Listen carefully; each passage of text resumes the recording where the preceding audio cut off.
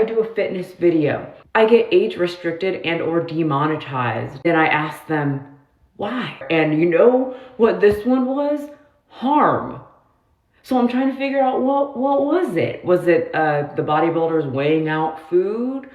Was it the bodybuilders flexing? The guy working out in Walmart? Is that harmful for people to see? I'm so confused because whenever I talk about obesity, it's normally fine. This is the reason why, because NEDA thinks that's a terrible thing, as I'll get into when I make my full video. I received an email with the message that my channel will be kept demonetized because a large deal of it is deemed as glorifying. And I'm thinking about just wiping my whole channel of all the content that I did previously, because I don't know which videos contain the certain words that you cannot mention, or certain topics of conversation that are not allowed on here.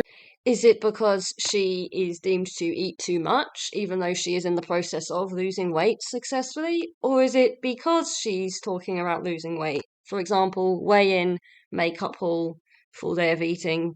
This is a video they took down. It is nearly 2.5 years old. It came out of January 2023. It is the video Why Eat in a Day Recovery Weekend Edition. Apparently that video caught the attention of the algorithm. It is 2 years old. Do you think they would have caught on ages ago? At the very beginning of the video, all I say is I've been struggling with food lately, and then I literally go on to making food, and within 10 minutes they were like, a human moderator has rewatched the video and we will not be re-uploading it because it still violates the policies.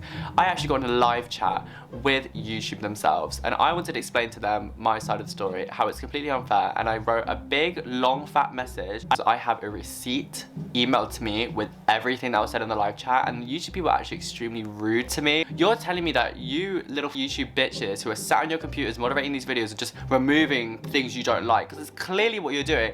You're telling me that you have more information and you have more knowledge than NHS and CAMS, which are the people I used to work with. They were my nurses for the longest time. And you're telling me that you have more information than they do. Everything I ate in that video was NHS and CAMS approved, which means I was eating what a normal human should be eating and more. We're saying to them in the live chat, can you please give me an example in the video where I was promoting these things? And they said, no, we can't do that. I can't tell you the exact nature of the nonsense policy that is being enacted ever since 2023, rolled out and constantly adapted, but I can tell you whose fault it is, because YouTube basically tells us whose fault this is when they credit NEDA, the National Ed Association in the United States, and some others. They mention we worked with experts such as this organization and this other one from Argentina. They give those two as examples, and they go on to explain in this blog post from April 2023 that they have consulted with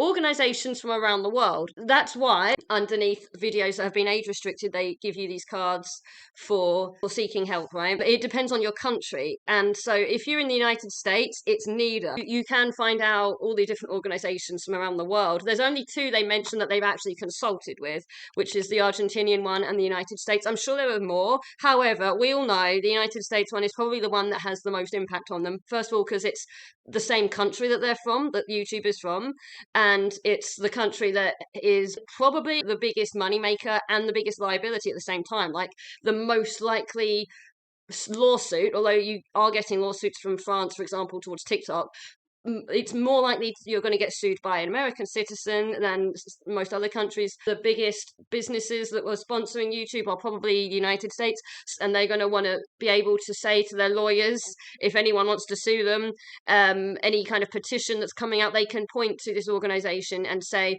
this organization says we're good. We consulted with this organization, which is what this blog post is doing. It's saying we consulted, we're updating our policy with experts, right? And these experts, it turns out it's NEDA. This is a teaser to the full video I'm going to do on NEDA. I want to actually contact people who used to be in NEDA. I'm going to wait and see if I get a reply to emails to people who were in NEDA at least 13 years ago when it was a sane organization. They acknowledged obesity is unhealthy and they didn't demonize anyone trying to lose weight, and they would use the word obesity, it's still scattered around on the website where they haven't completely gotten rid of all of the references to the term obesity yet. But you can use the Wayback Machine, which is what I've been doing, to see what they used to say and how it's been like health at every size, fat acceptance washed. YouTube is why they got my interest in the first place, but it goes way more important stuff than YouTube, honestly. The American Academy of Pediatrics, they are pressuring them and getting consultations with them to make them change their policy around childhood obesity. They do the No Diet Day thing, if you've seen that on everyone Instagram. I'm hoping to hear back from some of the board of directors who used to be in it and who have been trashed in some quarters online for having been fat phobic, and now they're not in it anymore. I'd say just donate your money anywhere else, really. Let's take a look at the board directors of NEDA. Evelyn Ater, fat phobic. Steve Wunderlich, oh my god, published research about the bariatric surgery, research stating that there is an obesity epidemic, suggesting surgery as an effective weight loss technique. I want to find out, did they leave for that reason in some way, or was it unrelated? And what's their comment currently? Subscribe if you're interested in that content. The YouTube thing's annoying. It does stop us from getting the word out about this problem of, institutionalized bad advice in general to obese people. But it's more important than that. This NEDA thing goes way beyond YouTube. One from Dr. Rachel Milner, who says, NEDA, this statement is disappointing but not surprising coming from your organisation. This statement confirms what so many of us already know to be true. You believe fatness is a problem. You think supporting weight loss in kids is okay. And your concern as an organisation is only for the very small percentage of people with low weight. Here, your circle-spinning pile of words in this statement could not hide your core values as an organisation. Given that you talk about screening and education of eating disorders in the document, here's a bit of education for you. Every single child who is exposed to any, quote, intervention in these guidelines is at risk for an eating disorder. Every one of them. Anytime a child or adolescent loses weight, no matter what their size is, there needs to be concern for an eating disorder. If you plan to be, quote, collaborative partners in the, quote, development and dissemination of anything in these guidelines, please be clear that you are then, quote, collaborative partners in causing eating and putting kids' mental and physical health in danger. Just be real with your followers about where you stand. Don't try to gaslight people into thinking that you are advocating for fat kids or fat kids with eaters.